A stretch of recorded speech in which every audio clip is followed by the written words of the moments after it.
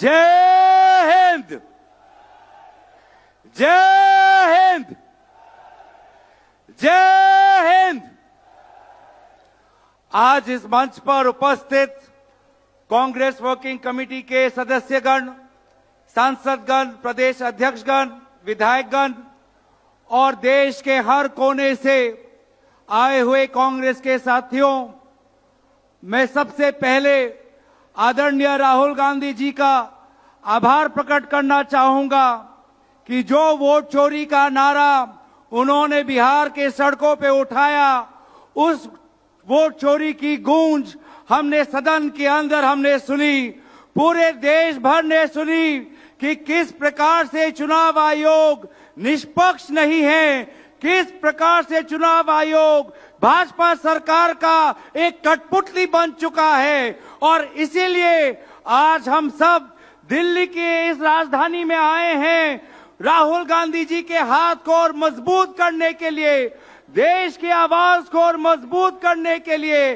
कि वो चाहे सत्ता में बैठे हुए लोग, अगर उनको लगता है कि वो हर दिन हर महीने चोरी कर पाएंगे, तो उनके चोरी को पकड़ने के लिए हर बूथ में, हर गांव में, हर ढाणी में लड़ाई लड़ेगा हमारे कांग्रेस का कार्यकर्ता। आज सदन में हमने देखा कि भाजपा सरकार समझती थी कि वंदे मातरम के ऊपर भाषण होते हुए वो कांग्रेस पार्टी की छवि को धूमिल करेगी, लेकिन हमने देखा कि किस प्रकार से जब हमारी नेत्री प्रियंका गांधी जी जब सदन में खड़े होकर कांग्रेस पार्टी की इतिहास हमने जब भाजपा को सुनाई, तो भाजपा का मुंह बंद हो गया।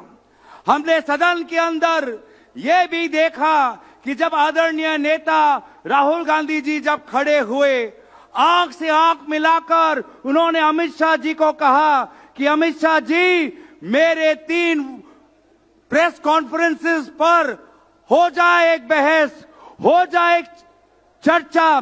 तो जिस प्रकार से इन्होंने अमित शाह जी को ललकारा, तो अमित शाह जी भी हड़बड़ा गए। अमित शाह जी भी राहुल गांधी जी के उस चैलेंज को, उसका जवाब वो नहीं दे पाए। आज हमें बात समझनी है, जो बात सदन के अंदर राहुल गांधी जी ने सबको कही कि ये जो वोट, ये हमारा अस्त्र है, ये वोट हमारी आवाज है। अगर जब किसान, जब वो अपना मजदूरी को लेकर, अपने किसान को लेकर, हमारे जो खाद्य जो आज बहुत पैसों में खरीदना पड़ रहा है, जब उसके साथ ये बेवफाई होती है, तो वो अपनी आवाज कैसे उठाता है? वोट के द्वारा। जब बेरोजगार युवा, जब उसको नौकरी नहीं मिलती, तो वो अपना आक्रोश कैसे व्यक्त करता है?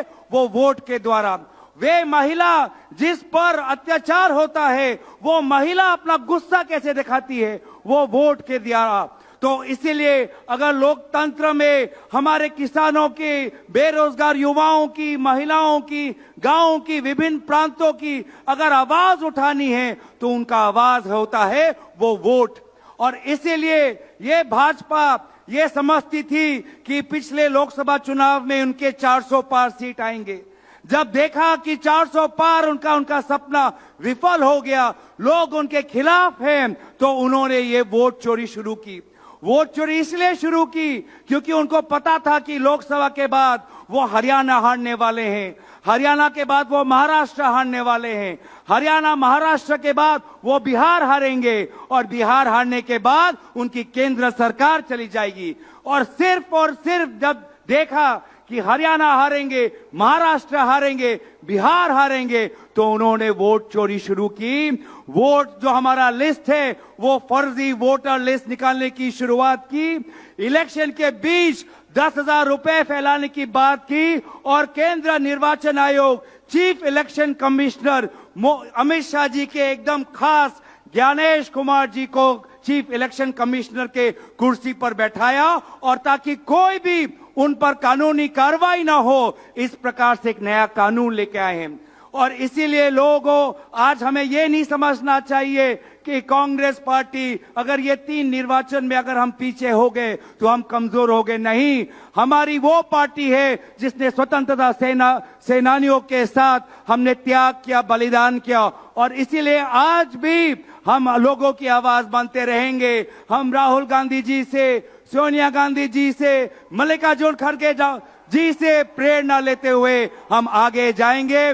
मैं सभी दूर से आए हुए, उत्तर भारत से, दक्षिण भारत से, उत्तर पूर्व, पूर्व और पश्चिम से सभी को अपना विनम्र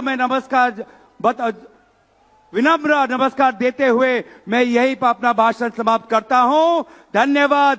जय हिंद, जय हिंद, जय हिंद। बहुत बहुत धन्यवाद। वंदे मातरम।